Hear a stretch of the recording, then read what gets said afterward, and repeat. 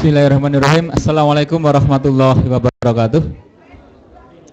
Innal hamdalillah nahmaduhu wa nasta'inuhu wa nastaghfiruh wa na'udzu billahi min shururi anfusina wa min sayyiati a'malina may yahdihillahu fala mudhillalah wa may yudlil fala hadiyalah. Asyhadu an la ilaha illallah wahdahu la syarikalah wa asyhadu anna Muhammadan abduhu wa rasuluh la nabiyya ba'dah. Allahumma sholli ala Muhammad wa ala ali Muhammad. Bapak Ibu sekalian, alhamdulillahirabbil alamin, kita panjatkan puji syukur kehadirat Allah Subhanahu wa taala yang telah memberikan berbagai macam nikmat kepada kita semuanya. Dan salah satunya adalah Allah sudah mengumpulkan kita semuanya di Masjid Allah ini, di Masjid Bestol, untuk bersama-sama silaturahim dan juga belajar agama insyaallah. Pada malam hari ini ada beberapa agenda. Seperti kita ketahui bahwa Masjid Bestol sudah memiliki ketua baru, dan nampaknya ketua baru kita sudah lama sekali tidak muncul, dan baru 2 hari yang lalu beliau sampai di Westall di Melbourne, dan untuk itu nanti beliau akan menyampaikan 1 patah 2 patah kata kepada kita semuanya terkait dengan penunjukan beliau sebagai ketua Westall di Masjid sini insyaallah. Kemudian juga pengajian rutin seperti yang selama ini kita laksanakan, dan malam hari ini insya Allah yang akan memberikan tausiah adalah Ustadz Gun Gun. Dan yang ketiga adalah ada pengumuman terkait dengan kegiatan-kegiatan Bestol yang akan disampaikan oleh Ustadz Edwards. Begitu Ustadz Edwards ya? Insya Allah ada pengumuman yang akan disampaikan oleh Pak Edwards. Oke, insya Allah.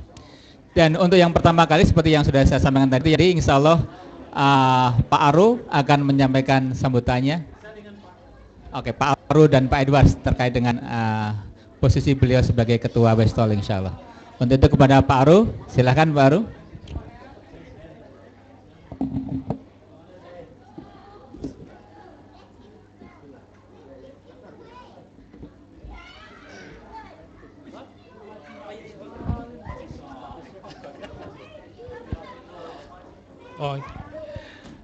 Bismillahirrahmanirrahim. Assalamualaikum warahmatullahi wabarakatuh.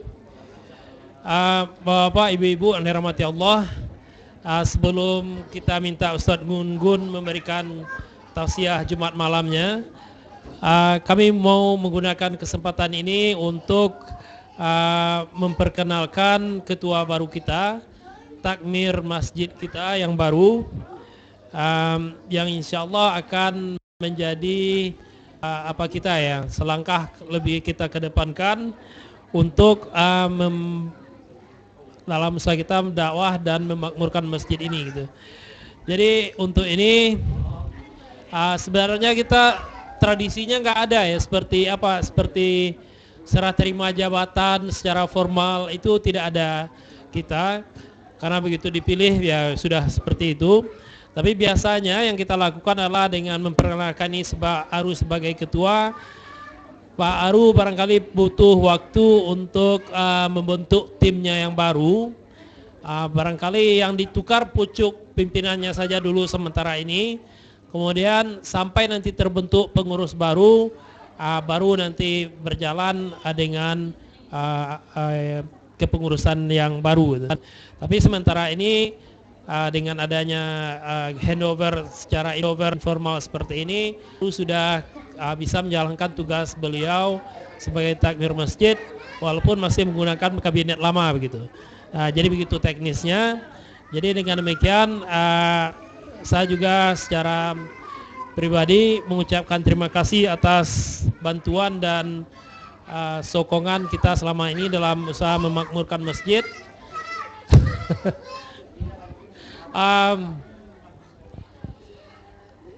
Mohon maaf atas segala kesalahan dan kekurangan dalam melaksanakan tugas ini. Semoga apa yang kita lakukan di sini bisa diterima Allah sebagai amal ibadah, dan segala kekurangan hendaknya lah Allah akan diampuni oleh Allah hendaknya. Jadi tanpa memperpanjang mukadimah, saya akan minta Pak Aru barangkali memperkenalkan diri beliau sebagai ketua baru begitu. Sekalian bisa sedikit memberikan visi barangkali secara singkat gitu apa yang akan beliau lakukan sebagai takmir masjid yang baru. Demikian saja dari saya. Selanjutnya kita minta Pak Takmir kita yang baru, Pak Aru, untuk memberikan sambutannya. Wabillahi taufiq wal hidayah. Assalamualaikum warahmatullahi wabarakatuh.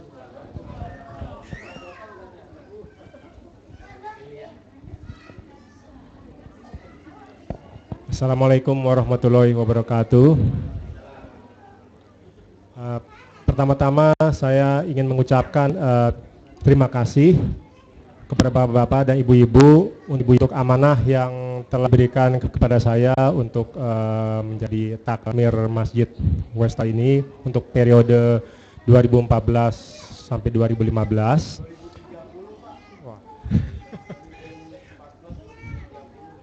Belum tahu umur, Pak. Pertama-tama saya ingin memperkenalkan diri. Mungkin dari nama saya Aru Prihata. Saya mungkin background saya di bidang information technology, dan sebenarnya sebelum itu background saya ada civil engineering, jadi construction. Sekarang saya untuk pekerjaan saya bekerja di Islamic College. Mungkin bapak-bapak dan ibu-ibu tahu Minaret College yang berada di Springvale. Untuk saat ini ya alhamdulillah yang paling penting untuk saya mohon dukungan dari bapak-bapak dan ibu-ibu untuk supaya saya bisa menjalankan amanah ini dengan sebaik-baiknya, insya Allah. Dan apabila ada input atau saran yang untuk dalam rangka lebih memakmurkan masjid ini, bisa langsung disampaikan kepada saya atau juga bisa disampaikan kepada pengurus. Untuk saat ini karena ya alhamdulillah saya juga baru tiba dari Jakarta kemarin, jadi saya belum menyusun istilahnya pengurus yang baru sekarang. Jadi untuk saat ini masih pengurus yang lama, tapi insya Allah mulai minggu depan insya Allah mungkin saya bisa memulai membentuk tim pengurus Westal yang baru, dan mungkin akan kita umumkan. Untuk visinya sendiri dari saya, objektif saya ini sebenarnya untuk di Masjid Westal ini bagaimanapun juga masjid ini adalah tempat untuk kita pertama untuk beribadah, dan kedua juga alhamdulillah di Masjid Westal ini telah banyak program-program dakwah pengajian yang alhamdulillah telah berjalan, dan saya lihat hampir tiap hari ya itu ada selalu program dari mulai kajian, pengajian untuk ibu-ibu, dan hari kemarin juga alhamdulillah saya baru lihat hari Selasa dari tim Muslimah Westa telah memulai program Qur'annya. Ya alhamdulillah, ya mudah-mudahan bisa berjalan dengan lancar. Misi yang objektif saya itu juga bagaimanapun juga masjid ini kita dengan beragam jamaah kita yang ada, kita harus bisa jamaah kita memberikan servis yang terbaik untuk jamaah kita yang beragam. Dan insya Allah kita, saya mohon sekali lagi dukungan untuk saya dalam rangka menjalankan amanah ini. Mungkin sekian saja dari saya. Mungkin setelah ini dari Ustaz Gunggun bisa memulai dengan tausiahnya. Assalamualaikum warahmatullahi wabarakatuh.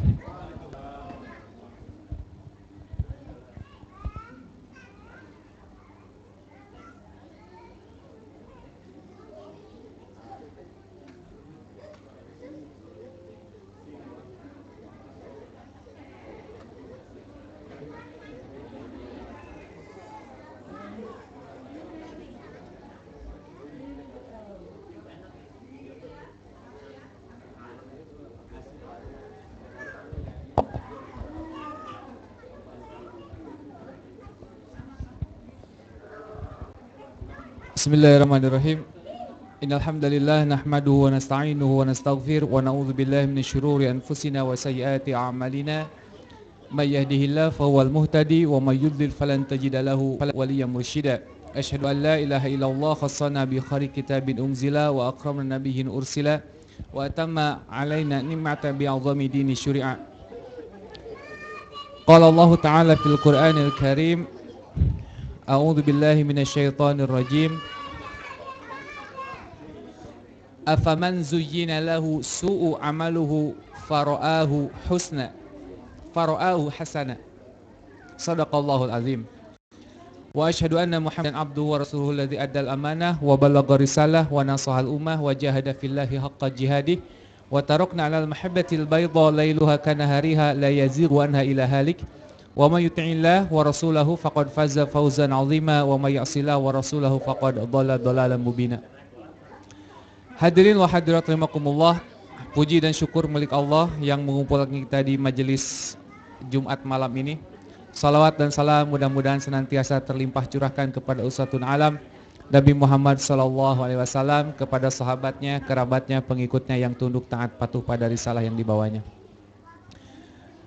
Ada sebuah tulisan menarik dari Abu Abdurrahman As-Silmi. Beliau menulis tentang 40 macam aib manusia. Kalau Imam Nawawi menulis Arba'un An-Nawawiyah, yakni 40 hadis yang dia hafal, yang syarahnya itu banyak sekali yang ditulis oleh para pensyarah hadis. Jadi kalau Imam Nawawi itu menulis 40 hadis, sebenarnya bukan 40 hadis ya, lebih satu ya. Lebih beberapa 43 ya. Arba'un itu hanya gambaran besarnya saja, tapi kenyataannya lebih daripada 40. Nah, Abu Abdurrahman As-Silmi menulis 40 aib manusia gitu. Jadi angka 40 ini mungkin menjadi salah satu patokan ya. Jadi kalau umur sudah 40 ya hati-hatilah gitu. Jadi 40 itu patokan. Jadi kalau udah menginjak 40 patokan. Pak Endro temennya 42 meninggal. Nah, Pak Endro hati-hati Pak Endro. Ya. Jadi pokoknya kalau yang udah 40 itu harus banyak persiapan. Bahkan Al-Quran saja menggambarkan bagaimana angka 40 itu ketika usia 40 berdoa Robbi auzi'ni an ashkura ni'mataka allati an'amta alayya. Mungkin ada rahasianya di balik angka 40. Alhamdulillah saya masih jauh ke angka 40 ya. Masih 20 tahun lagi. Oh beda 2 tahun berarti sama Pak Bas ya. Beliau menulis bahwa kata beliau, dari 40 ini saya hanya akan bahas yang mudah-mudah sajalah, yang gampang-gampang saja, yang sering terjadi di keseharian kita. Yang pertama, kata Abu Abdurrahman As-Silmi, salah satu aib manusia yang sering ditemukan di dalam diri manusia itu, pertama adalah min uyubin nafs al-futur fit ta'ah. Ini merupakan aib. Tahu yang namanya aib itu adalah sesuatu kalau nampak dia malu, kalau disembunyikan dia merasa aman tapi dia tidak bisa tenang, itu namanya aib gitu. Aib itu, jadi yang namanya aib kalau ditampakkan dia harus merasa malu, tapi kalau disembunyikan dia merasa aman tapi tidak merasa tenang, itu aib gitu. Contoh misalkan, maaf Bu Ibu ya, maaf. Ibu punya kekurangan secara fisik. Apa kekurangannya? Dosol misalkan. Dosol itu apa Pak Usra? Tolong nanti diterjem. Oh nggak tahu juga ya? Nggak ada yang tahu dosol. Gawat. Bodong. Itulah. Mungkin malu kalau kelihatan orang. Sampai kalau berenang mungkin ditutupin gitu ya, malu. Karena merasa aman. Merasa apa? Kalau ditampakkan dia merasa malu. Tapi kalau ditutupi dia merasa aman tapi tidak merasa tenang, itu aib gitu. Itu aib. Ya. Jadi aib itu sekali lagi sesuatu yang dia harus disembunyikan. Itu aib gitu. Aib itu segala sesuatu yang harus disembunyikan, itu aib. Uyub. Jadi yaitu contohnya seperti itulah. Kalau kita punya kekurangan, kemudian kekurangan kita itu kalau nampak kita bakalan malu gitu. Tapi kalau disembunyikan, kita tidak merasa aman karena suatu saat si aib itu bisa kelihatan orang. Itu namanya aib. Itu aib. Nah, salah satu aibnya itu adalah al-futur fit ta'ah.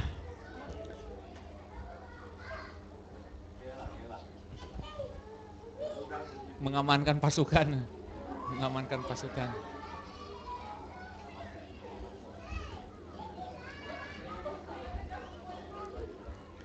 Ya, kita ini. Jadi apa?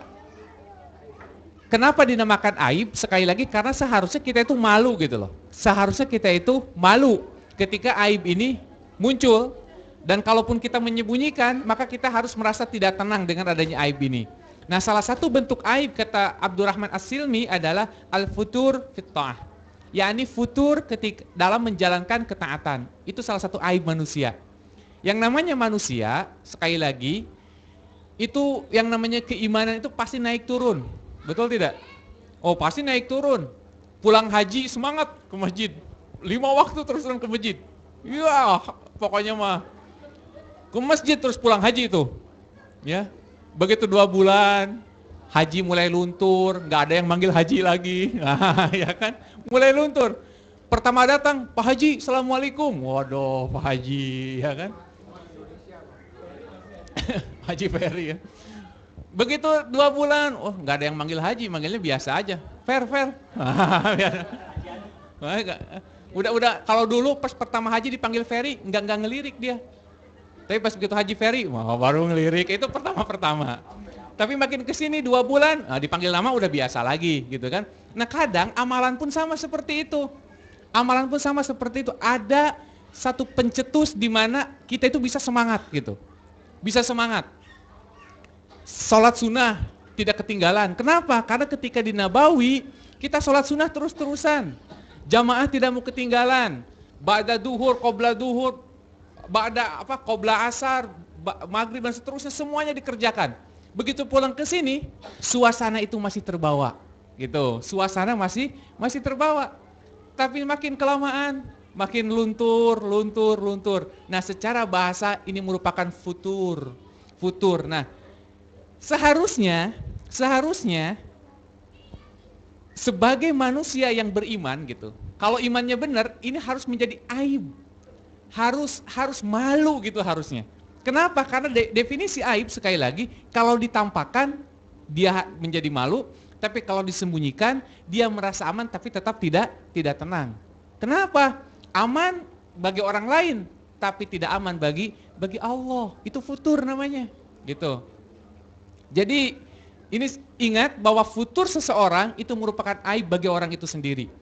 Nah makanya kita itu harus malu terhadap siapa? Bukan malu terhadap manusia, karena terhadap manusia kita bisa menutupinya.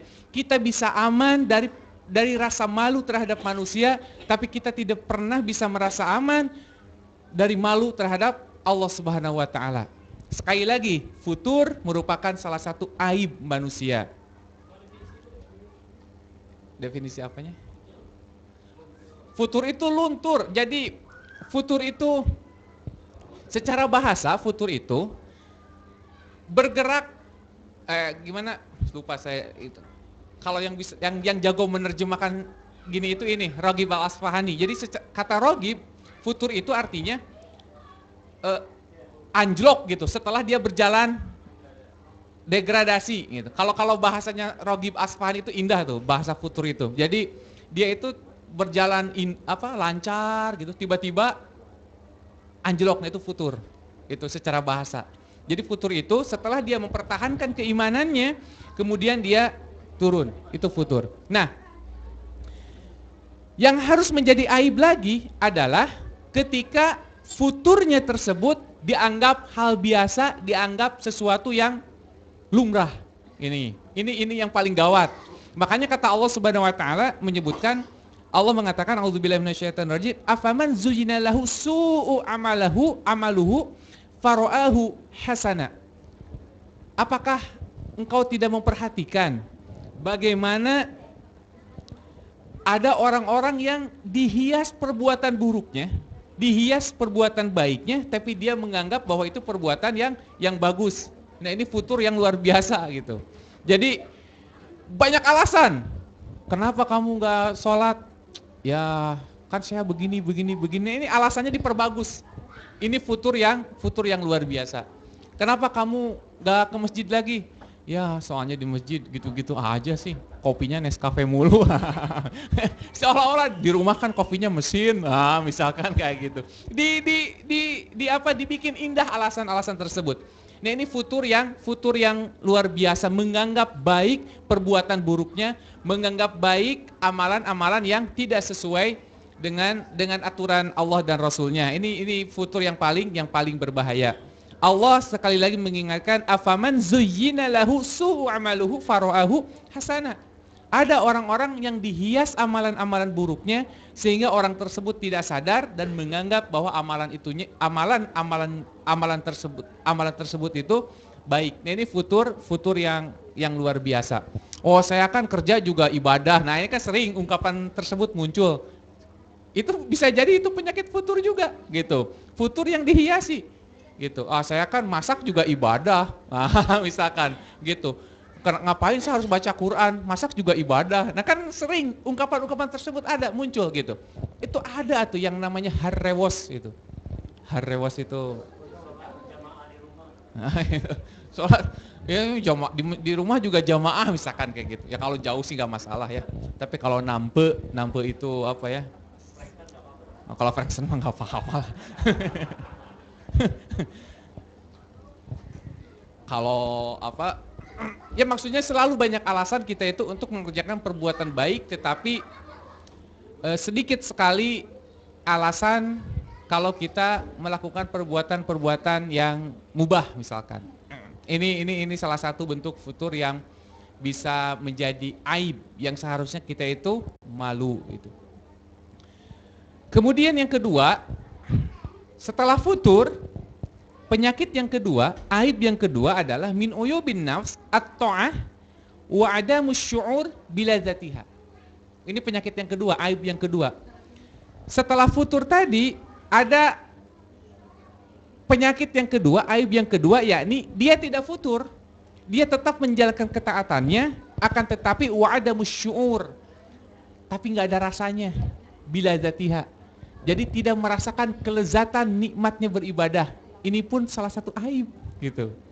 Jadi dia frekuensinya mungkin biasa saja, standar, tapi ada musyu'ur, rasanya tidak ada gitu. Rasanya itu tidak ada, sama seperti kita itu kalau misalkan bikin kayak minum, beda kan kalau kita minum kopi sama minum air putih. Kalau minum air putih mungkin biasa saja. Tapi kalau sudah minum sesuatu yang seharusnya luar biasa, dianggap biasa, nah ini kan tidak spesial lagi. Nah, seharusnya yang namanya ibadah itu harus memunculkan rasa. Yang namanya ibadah harus memunculkan sesuatu yang luar biasa, itu ibadah. Makanya kalau kita menjalankan ketaatan, akan tetapi dalam menjalankan ketaatan itu tidak ada rasanya, hanya sebatas ritual ya kayak biasa aja. Ini salah satu aib ini. Harusnya kita malu. Apa yang terjadi dengan kita gitu? Apa yang terjadi dengan hati kita? Kenapa ketaatan itu tidak ada rasanya, tidak ada kelezatan ketika kita melaksanakannya? Kata Ibnu Mas'ud, tadi saya kutip ketika Jumat, kata Ibnu Mas'ud, utlub qalbaka, carilah hatimu itu di 3 tempat katanya gitu kan. Carilah hatimu itu di 3 tempat. Pertama, inda sima'il Quran, ketika mendengarkan Al-Quran gitu. Ini untuk melatih hati kita. Ketika kita mendengarkan Al-Quran, carilah hati kita di situ. Ada enggak? Kita koneksi enggak dengan bacaan Al-Quran gitu. Cari hati kita tuh di situ. Cari. Ada enggak kenikmatan? Ada enggak apa namanya ya? Jadi hati kita itu jadi kayak ada frekuensi yang sama gitu, gelombang gitu ya. Gelombang yang sama kalau dengar bacaan Al-Qur'an. Gimana?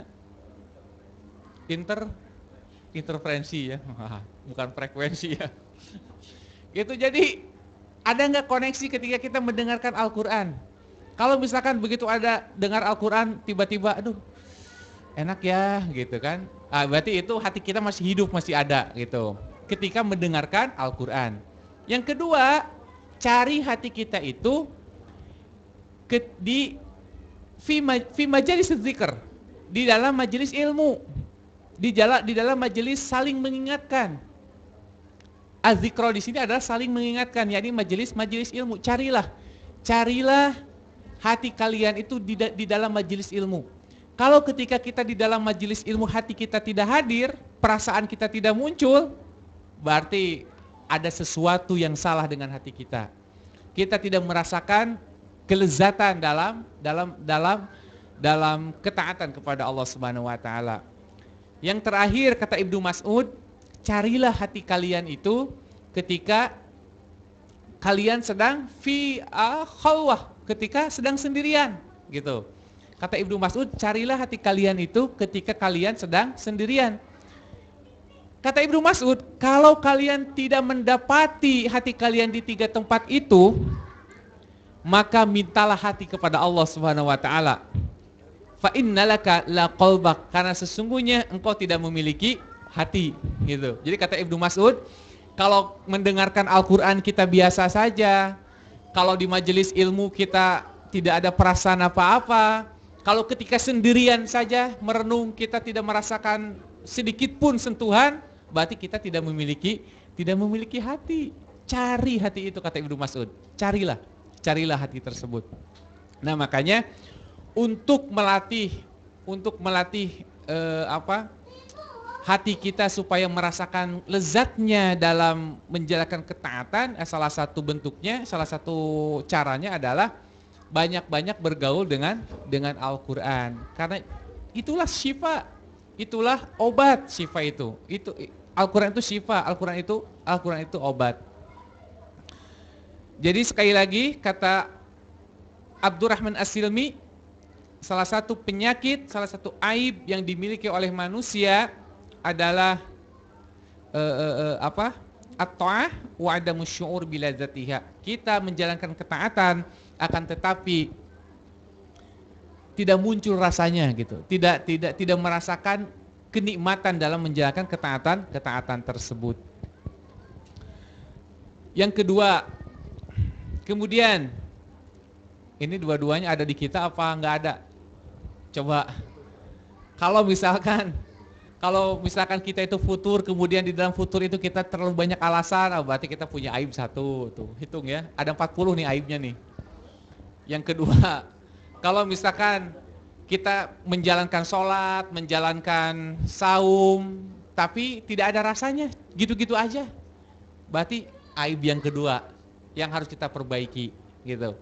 Jadi kalau kita sholat biasa, saum biasa, tapi tidak ada rasanya, kok gini-gini aja, gitu kan, berarti ada sesuatu yang salah dengan hati kita. Ada sesuatu yang salah dengan hati kita, gitu. Kemudian yang ketiga, salah satu aib yang ada dalam diri manusia itu adalah min uyubin nafs al-ghaflah. Al-ghaflah. Ghaflah itu apa? Lalai. Terlalu buang-buang waktu, gitu.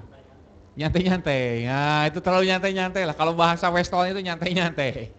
Terlalu nyantai-nyantai. Terlalu nyantai-nyantai. Itu bahasa Westernnya. Gitu ya. Jadi itu aib itu sebenarnya.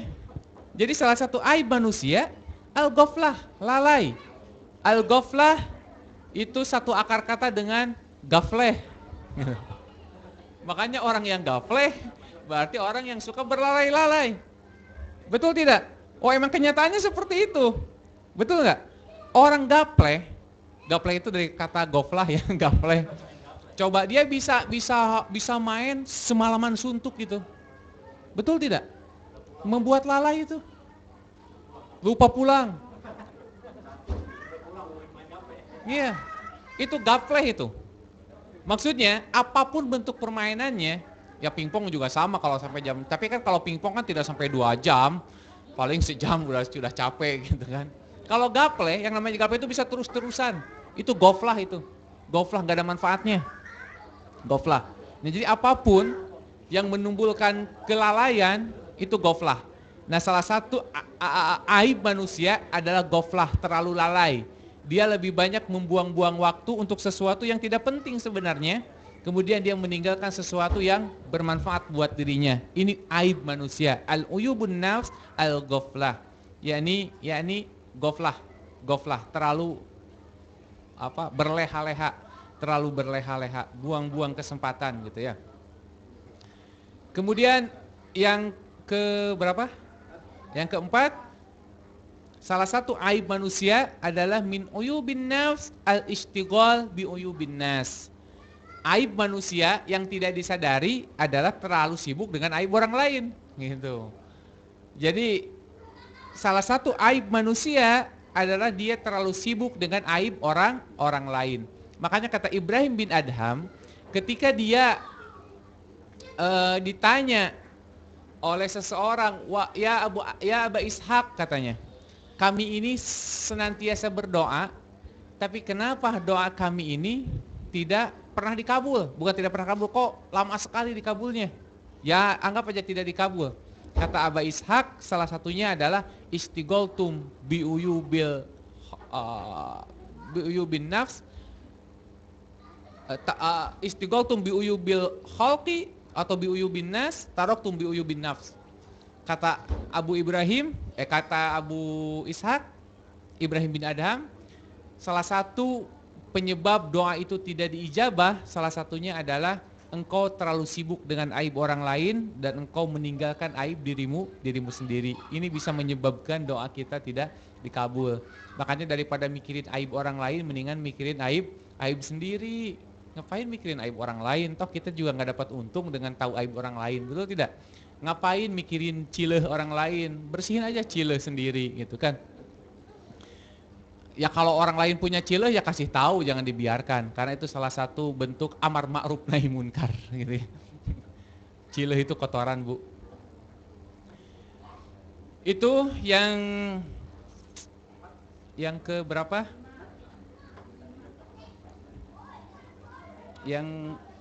Yang keempat ya. Yang keempat. Bahkan sebaliknya, menutupi aib orang lain ini, kalau kita menutupi aib orang lain, itu kata Nabi SAW, man satara ala akhihil muslim satarallahu auratuhu, wa man tattabi auratuhu akhihil muslim tattabi Allahu auratuhu hatta yafdahahu fi jawfi baitih. Kata Nabi SAW, barang siapa yang senantiasa menutupi aib orang lain, menutupi aib saudaranya yang muslim. Jadi man sataro ala akhihil muslim, barang siapa yang menutupi aib saudaranya yang muslim, satarallahu auratuhu, Allah akan menutupi auratnya, Allah akan menutupi bukan aibnya, pokoknya segala macam kekurangannya gitu. Allah akan menutupi kekurangannya. Wa man tattabi'a auratun akhihil muslim, tapi barang siapa yang senantiasa membolekerkan auratnya, kekurangannya saudara yang muslim yang lain, maka Allah akan bongkar kekurangannya meskipun di rumahnya sendiri, katanya gitu. Ini menunjukkan bahwa kalau kita sering membongkar aib orang lain, suatu saat Allah akan mempermalukan dirinya tersebut walaupun di rumahnya. Itu kan sesuatu yang memalukan ya, Bu ya. Kalau kita dipermalukan di depan orang lain tapi bukan di rumah sendiri, mungkin masih punya harga diri lah. Tapi kalau kita dipermalukan di rumah sendiri, wah itu luar biasa. Ada anak, misalkan ada keluarga, ada ya saudara-saudara, itu malunya luar biasa. Kenapa? Karena kebiasaan kita membuka aib orang lain, Makanya simpanlah aib orang lain itu. Kalau tidak perlu untuk dibuka. Boleh kita membuka aib orang lain dengan tujuan kemaslahatan. Tapi kalau tidak ada maslahatnya, sebaiknya tutup. Kenapa? Karena janji Nabi SAW, barang siapa yang menutupi aib orang lain, maka Allah akan tutupi aibnya nanti di yaumil akhir. Kemudian selanjutnya Kata Abdurrahman As-Silmi, salah satu aib manusia itu adalah kasal, al-kasal, min uyubin nafs al-kasal. Apa itu kasal? Malas. Ini aib nih. Jadi kalau orang punya sifat malas harusnya malu gitu. Kenapa? Karena aib gitu. Al-kasal itu aib. Sampai-sampai Nabi SAW, karena orang ini tidak menyadari kalau kasal itu sebuah aib, Nabi SAW sampai mencontohkan doa untuk menghindari sifat-sifat malas. Allahumma inni a'udzubika minal ajzi wal kasali, kata Nabi. Ya Allah, aku berlindung kepadamu dari ajzi. Ajzi itu lemah gitu. Wal kasali, dan malas. Kenapa? Karena sifat lemah bisa menimbulkan malas. Lemah penyebabnya banyak. Salah satunya adalah kasratut ta'am, terlalu banyak makan. Betul tidak? Orang yang banyak makan bawaannya lemah. Saya banyak makan nih hari ini. Biasanya makan cuma sekali. Tapi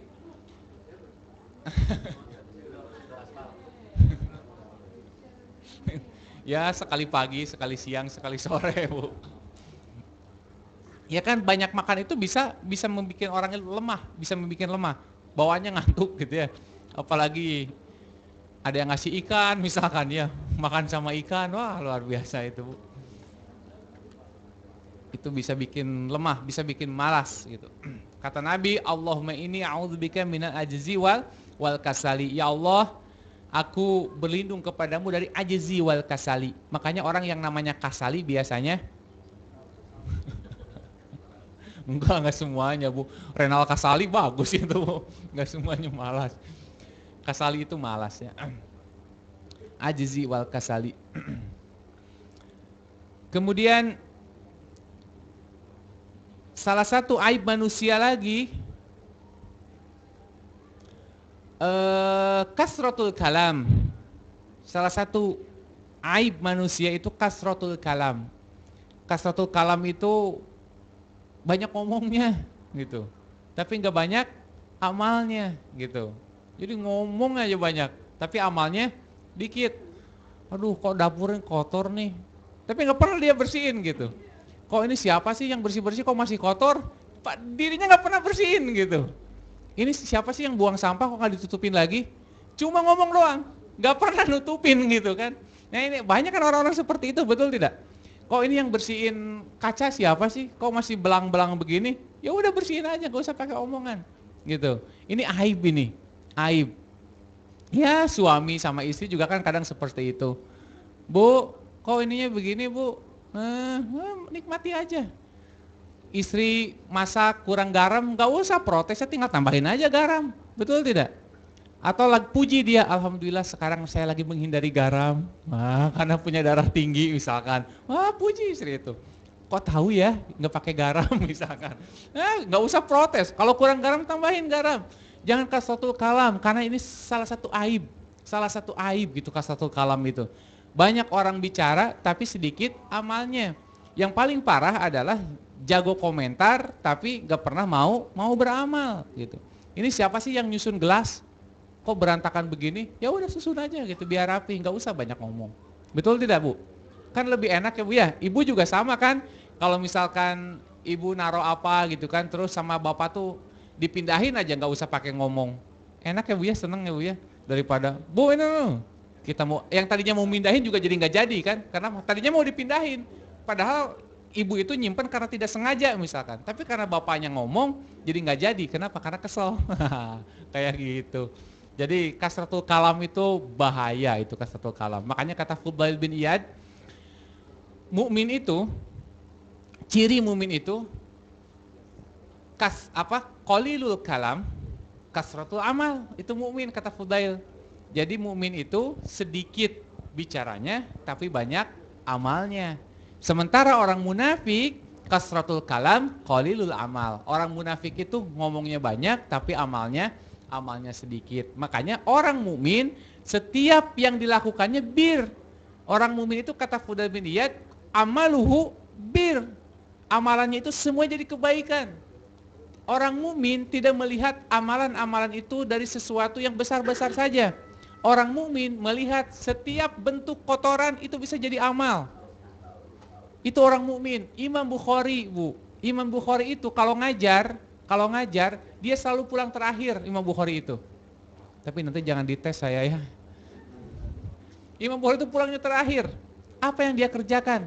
Dia setelah jamaahnya pada keluar, Imam Bukhari itu lirik kanan lirik kiri cari sampah. Dan dia mengambil sampah lirik kanan lirik kiri biar tidak ada yang tahu apa yang dia kerjakan setelah pulangnya. Itu Imam Bukhari coba. Diambil tuh kotoran itu sama Imam Bukhari.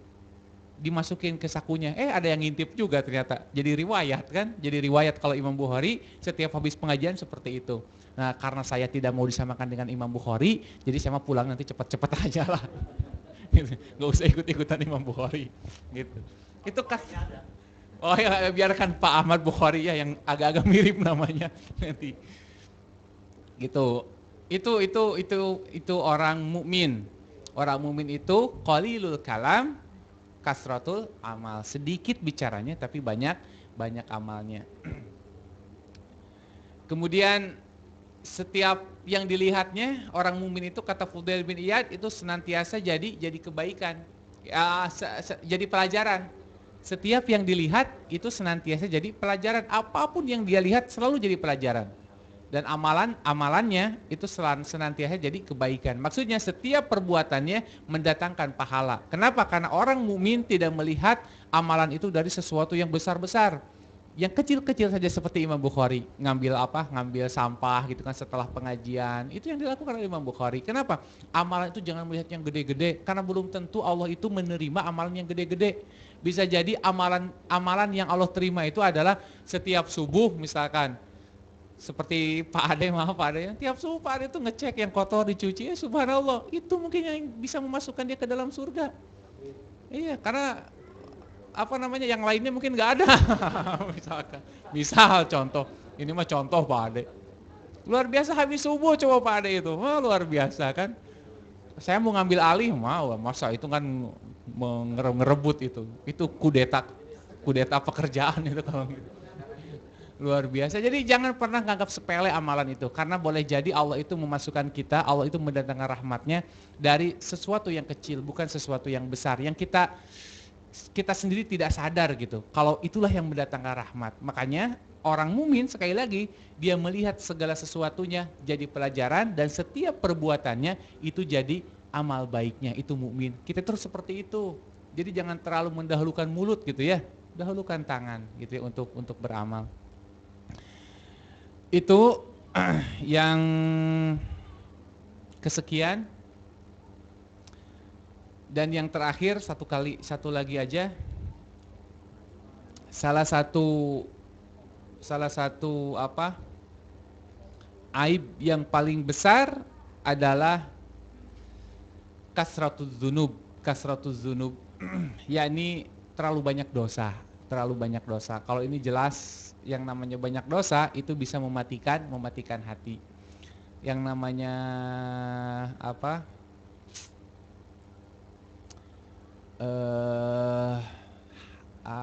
dosa itu kan bisa menutupi hati. Kata Nabi sallallahu alaihi wasallam, "Idza adnaba dzanban." Apabila anak Adam itu melakukan satu dosa, nukitat fi qalbihi nuqtatan. Allah akan berikan satu titik di dalam hatinya. Allah akan berikan titik di dalam hatinya. Wa in taba, apabila dia bertaubat, wastaghfar, kemudian dia beristighfar, maka Allah akan hilangkan titik tersebut. Tapi kalau dia melanjutkan maksiatnya, maka Allah akan tambah lagi titik-titiknya sehingga hatinya menjadi hitam. Makanya orang manusia gitu ya, kalau susah untuk tersentuh oleh ayat-ayat Allah, salah satu penyebabnya adalah kasratud dzunub. Gitu. Jadi salah satu penyebab orang itu tidak mudah tersentuh. Kenapa? Karena sentuhan ayat-ayat Allah itu bukan tidak berhubungan dengan dia itu melankolis atau bukan, gitu. Umar bin Khattab itu bukan orang yang melankolis. Umar bin Khattab itu, kalau kita lihat tulisannya Umar bin Khattab dibandingkan dengan Ali bin Abi Thalib, itu jauh sekali. Ali bin Abi Thalib kalau menulis itu puitis sekali Ali bin Abi Thalib itu. Tapi Umar bin Khattab nulisnya kadang gimana nulisnya itu apa? Kata-katanya dia itu to the point gitu. Itu Umar bin Khattab, tapi dibacakan Al-Qur'an meleleh itu hatinya itu Umar bin Khattab itu. Jadi sekali lagi, nah ini yang perlu kita jadikan pelajaran bahwa sentuhan-sentuhan ayat Al-Quran itu tidak berhubungan dengan dia itu melankolis atau tidak. Karena boleh jadi orang itu badannya Rambo, tapi hatinya Rinto. Gitu. Badannya Arnold Schwarzenegger, tapi hatinya Hello Kitty. Gitu ya, bisa jadi seperti ini orang baik. Di depan harus berwibawa gitu. Muslim itu di depan harus berwibawa, tapi di hadapan Allah dia harus wazalla nafsi. Dia itu harus merunduk tersungkur di depan Allah itu. Itu orang muslim yang baik. Jadi di depan manusia itu dia harus punya izah, punya gagah gitu ya. Tapi di depan Allah dia harus menjadi orang yang paling rendah. Ini muslim yang baik. Jadi makanya kalau ada orang yang susah untuk tersentuh, ya mungkin kasratuz dzunub, terlalu banyak dosa. Ini tidak ada hubungannya dengan dia itu cengeng atau bukan loh. Gak ada hubungannya. Umar bin Khattab itu bukan orang yang cengeng, Umar bin Khattab itu orang yang keras, Umar bin Khattab itu. Kalau di Hercules itu ya. Kalau garang-garang itu Umar bin Khattab. Tapi ketika dibacakan ayat terkoyak hatinya. Kenapa? Karena mungkin bersih hatinya gitu ya. Itu Rasulullah juga sama. Rasulullah itu bukan orang yang cengeng. Rasulullah itu tapi dia memiliki layyinul qalb. Ya kalau cengeng nggak akan bisa jadi rasul gitu ya. Tapi dia punya hati yang layyin, riqqatul qalb, riqqah, lembut hatinya gitu. Tapi kan ya orang yang hatinya lembut bukan berarti orang yang hatinya lembut tidak mesti melambai kan Ibu ya. Orang hatinya lembut tidak mesti melambai gitu. Saya juga gini lembut Bu hatinya Bu. Gitu ya. Gitu. Itu tidak melambai gitu. Yang namanya lembut hati tidak melambai. Jadi sekali lagi mungkin salah satu penyebab kita sulit untuk tersentuh oleh ayat-ayat Allah. Salah satu penyebab kenapa kita susah terenyuh ketika mendengar ayat-ayat Al-Quran. Salah satunya mungkin kasratuz dzunub, terlalu banyak dosa. Coba hapus tuh titik hitam tersebut dari hati kita, sehingga gampang ketika ada cahaya itu masuk ke dalam hati kita. Tapi kalau hati kita itu kotor, ya memang susah untuk disentuhnya. Hadirin wa hadirat rahimakumullah, itu saja mungkin yang bisa disampaikan pada malam hari ini. Mudah-mudahan jadi ilmu dan amal buat kita semua, sehingga kita dijauhkan dari beberapa aib manusia tadi yang senantiasa nempel di dalam diri kita, baik aib yang secara sadar kita sadari seperti kasratuz dzunub, ataupun aib-aib yang lain yang sebenarnya kita tidak menyadarinya, padahal seharusnya kita harus merasa malu ketika memiliki aib-aib tersebut. Aqulu qouli hadza wa astaghfirullahal azim li wa lakum walhamdulillahirabbil alamin. Assalamualaikum warahmatullahi wabarakatuh.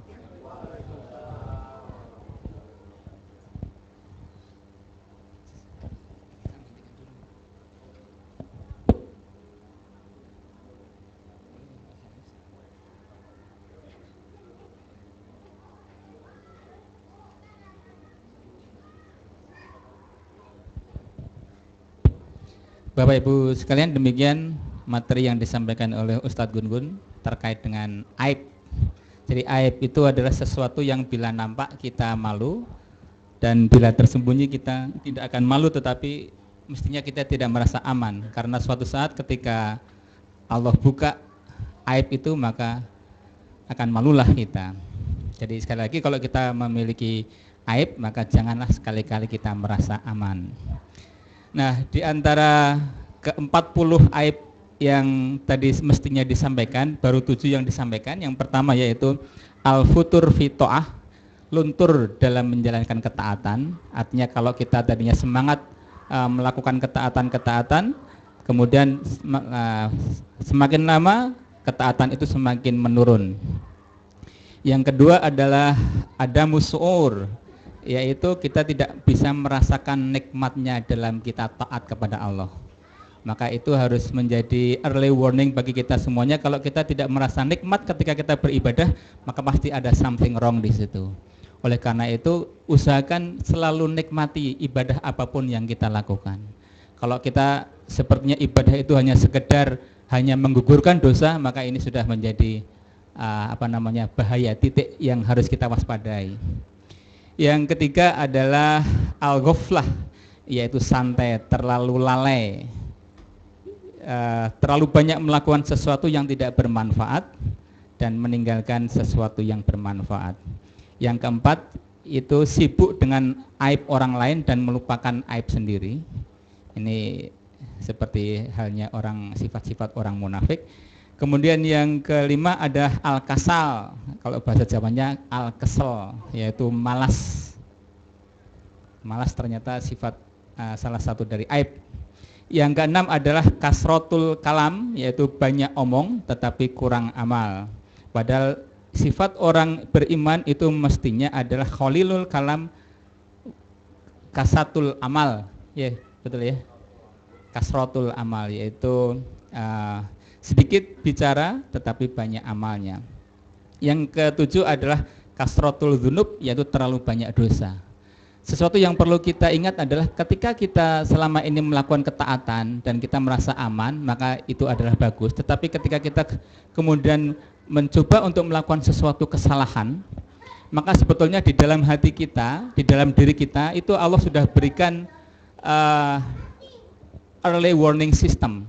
Jadi ketika kita melakukan sebuah kesalahan, maka hati kita menjadi deg-degan, merasa tidak aman, merasa tidak nyaman. Maka itu adalah sebetulnya adalah alat yang Allah install ke dalam hati kita terkait dengan dosa-dosa yang kita lakukan. Tetapi apabila kita melupakan early warning system yang ada dalam diri kita, maka kita akan merasa nyaman, aman untuk melakukan kesalahan-kesalahan itu. Maka ketika kita sudah terbiasa melakukan dosa itu, maka Allah cabut early warning system yang ada pada diri kita itu, dan kita akan merasa bangga melakukan dosa-dosa itu. Dan ini adalah sudah masuk dalam tahap yang sangat membahayakan. Baik Bapak Ibu sekalian, barangkali ada pertanyaan, maka sekarang tibalah saatnya bagi jamaah sekalian untuk bertanya. Silahkan. Kalau ada pertanyaan terkait dengan aib-aib yang mau melakukan pengakuan dosa, silahkan. Kalau tidak ada, boleh juga bertanya tentang harapan-harapan yang disampaikan kepada jamaah semuanya terkait dengan penunjukan Pak Arus sebagai Ketua Masjid Westol. Bisa juga. Silahkan.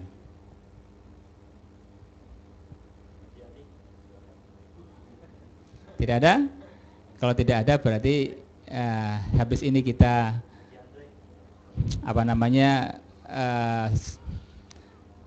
musyawarah kecil-kecil sambil menunggu sholat isya insyaallah. Mari kita akhiri pengajian malam hari ini dengan membaca doa kafaratul majelis. Subhanakallahumma wa bihamdika asyhadu alla ilaha illa anta astaghfiruka wa atubu ilaik. Assalamualaikum warahmatullahi wabarakatuh.